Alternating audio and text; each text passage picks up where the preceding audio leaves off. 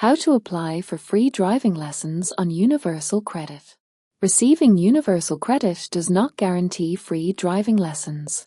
Exploring options through the Motability Scheme and local resources can provide financial assistance. First up, let's talk about Job Centre Plus.